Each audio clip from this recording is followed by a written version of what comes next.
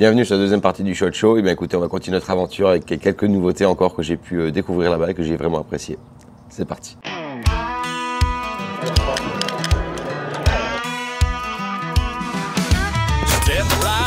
It's the SHOT Show vibe where the sparks of the range make us feel alive. From the Iraq click to the thrill of the aim, testing new gear, it's a shooter's game.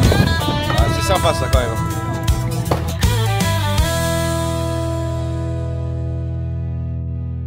Et bien écoutez, n'oubliez pas en attendant de voir la vidéo complète que vous pouvez souscrire à la chaîne, mettre la petite alerte pour être averti quand les vidéos sortent. Et bien entendu, venez nous rejoindre sur Facebook et Instagram où des publications sont beaucoup plus régulières que sur YouTube. Allez, on est parti et on repart au SHOT Show. On va commencer par le premier stand que j'aime beaucoup qui est à côté de moi. Vous allez certainement reconnaître la marque, une belle marque italienne. Voici donc Victrix avec une de leurs carabines. Voilà.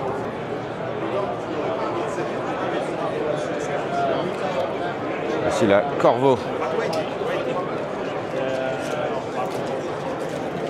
Dans la marque que j'aime bien, nous avons aussi Accutac et on a quelques nouveautés aujourd'hui.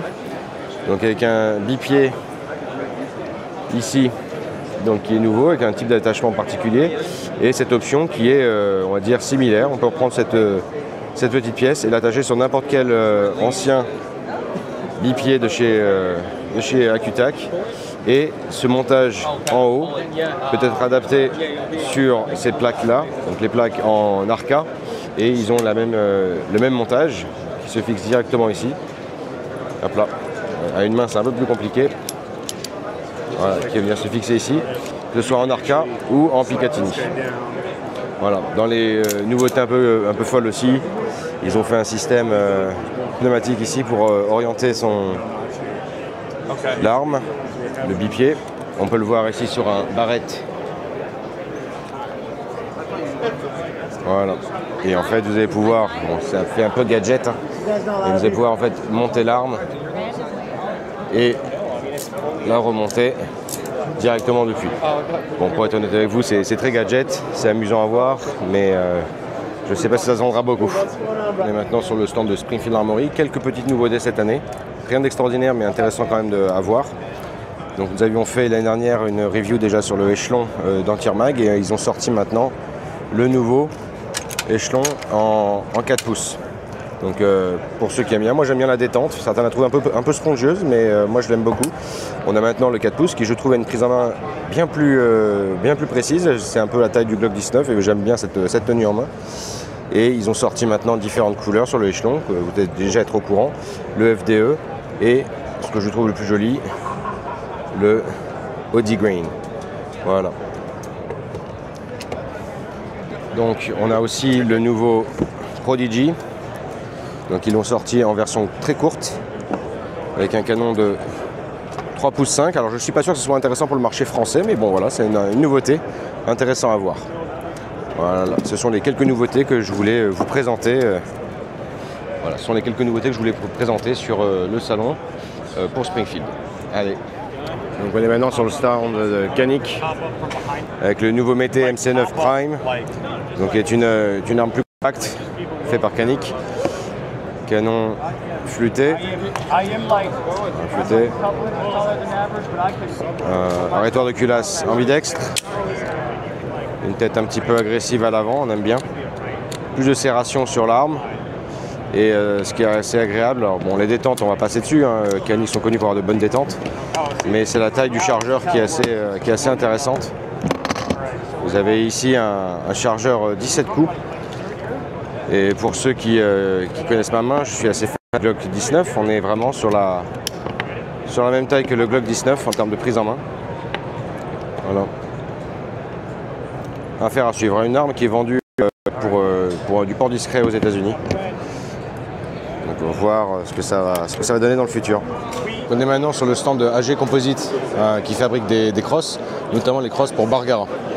Donc vous avez ici, toutes les crosses sont faites avec de la fibre de verre et fibre de carbone. Chaque crosse a besoin de 71 étapes pour la finir. Et sur les 71, seulement 69 soit la totalité, sont faites à la main, en incluant la peinture. Donc quand vous allez chez Bargara ou ici, vous avez l'impression que les crosses se ressemblent, elles sont les mêmes. Et si vous regardez bien, toutes les peintures sont différentes et chaque crosse est faite de façon totalement indépendante. Vous en avez d'autres ici de différentes couleurs. Ici, d'autres adaptables. Et en allant sur leur site, en fait, vous pouvez avoir quasiment tous les modèles que vous pouvez trouver sur le marché. Eh bien écoutez, 2 petites choses, on a eu des grands plaisirs à rencontrer plein de Français bien entendu, mais on a rencontré 2 personnes qui nous ont fait vraiment très plaisir. C'est Dubord Tactical qui m'a un petit peu aidé d'ailleurs pour quelques vidéos. On va utiliser quelques-uns de ces rushs qu'on a tourné ensemble. Et j'ai aussi rencontré William de Ultimate Tactical et Shooting, avec qui on a passé une demi-journée à discuter, puis à se rencontrer, puis à se présenter l'un à l'autre des produits. Eh bien écoutez, justement en parlant de Dubord Tactical, on est allé, j'avais un rendez-vous avec Holosun et bon, on en a profité en y allant tous les deux. Et on va vous présenter rapidement quelques nouveautés.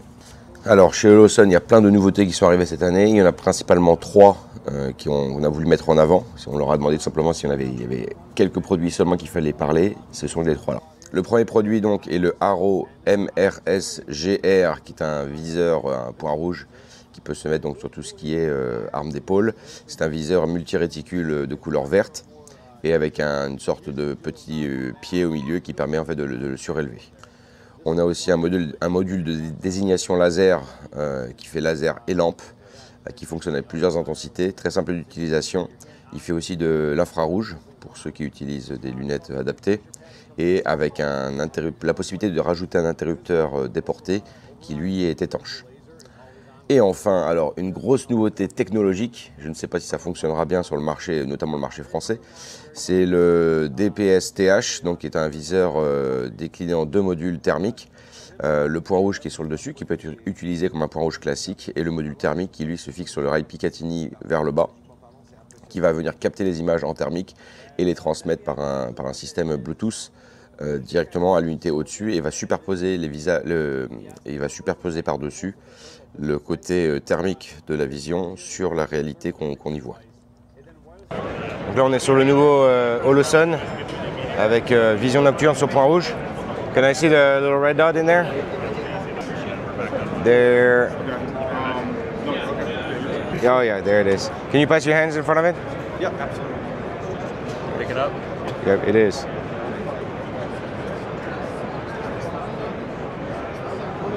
That's good. Ça fait maintenant quelques mois qu'on teste pour la société Watchtower, notamment le Apache qui sortira très prochainement dans Tire Mag aussi. Une vidéo est d'ailleurs actuellement publiée sur notre réseau. Et on va vous présenter donc, pour le Apache, je vous laisse regarder notre vidéo qui a été faite dessus. Mais ils ont fait une nouveauté, un produit assez innovant qui s'appelle la carabine Bridger. C'est une carabine qui aux États-Unis sera autour des 6 500 $. Avec la nouveauté vraiment dessus se trouve par rapport au canon. On a un cœur du canon en acier et le reste qui est fait en titane et en fibre de carbone. L'intérêt de celle-ci, vous pouvez voir qu'il y a une sorte d'enchevêtrement de pièces de métal entre le cœur du canon et le revêtement au-dessus qui s'enlève et qui permet en fait de transférer la chaleur plus rapidement grâce au titane vers l'extérieur du canon. Les tests ont été réalisés notamment sur cette carabine montée en 7 PRC. Les tests ont été faits à 200 coups non-stop et ont gardé quand même jusqu'à un demi-émoi à la fin des 200 coups. Rapidement sur les carabines de chez Watchtower, on a la Raider 15 qui vient de sortir sur le marché, qui a donc un nouveau garde-main avec forcément un système d'attache Picatinny qui est un petit peu modifié par rapport aux attaches classiques, va en fait permettre de garder les points rouges ou toutes les options que vous allez mettre dessus et les mettre le plus bas possible, vraiment d'utiliser l'espace au minimum. Vous avez les Apaches classiques, bronzés, noirs. Vous avez ici le Demolicia qui a un canon fileté. Magnifique. Ici avec un Trigicon S0. Qualité de fabrication au top niveau. Il y en a qui bouge.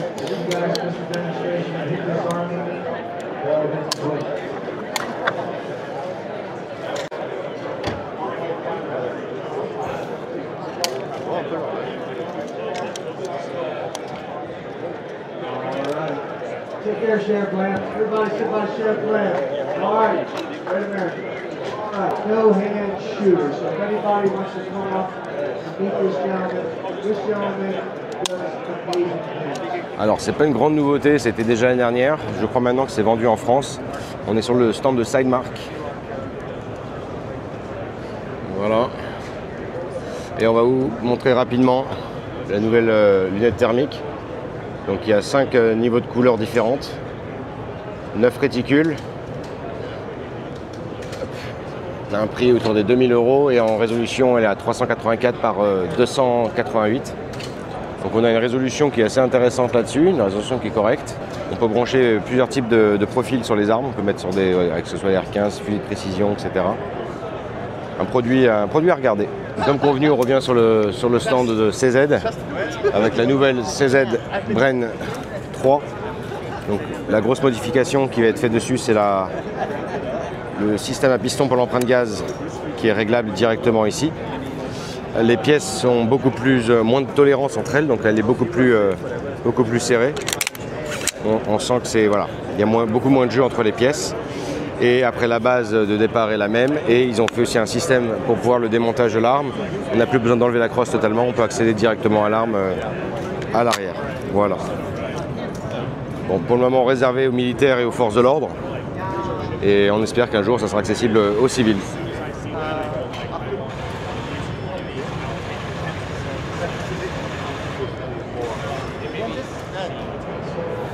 Donc là, on va avoir la nouvelle CZ Bren 3 qui a priori est réservée pour le moment aux militaires et aux forces de l'ordre. On fera certainement une review un peu plus complète un peu plus tard, mais ça a l'air prometteur. On est maintenant sur le stand de Amentu. Donc pour ceux qui connaissent la marque, ils fabriquent des chargeurs pour AR-15, AR-10, AICS, Glock ici. Et ils viennent aujourd'hui avec leur Gen 3. Donc le petit retour qu'on avait dernièrement sur le Gen 2, c'était la flexibilité qui était un petit peu trop souple sur les chargeurs. Là, ils l'ont totalement retiré. Voilà, une très bonne. Ils ont amélioré le fait qu'il n'y ait plus de flexibilité, que ce soit beaucoup plus robuste sur les chargeurs de niveau 3. Même chose sur les chargeurs Glock. Vous avez une robustesse qui est plus importante.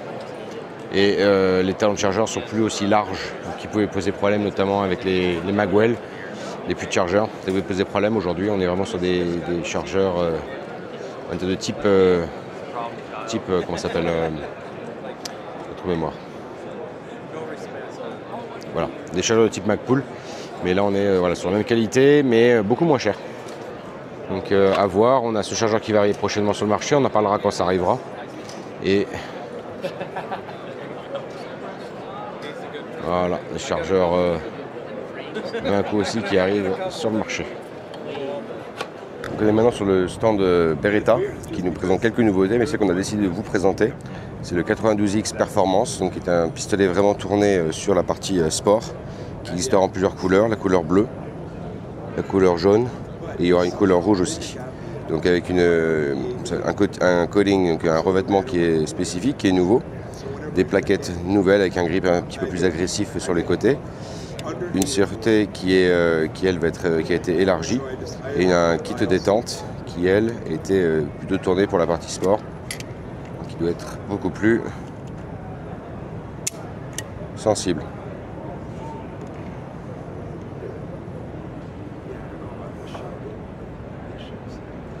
That's nuts. Et je vois l'arme qui est devant moi, c'est un Shadow System. Et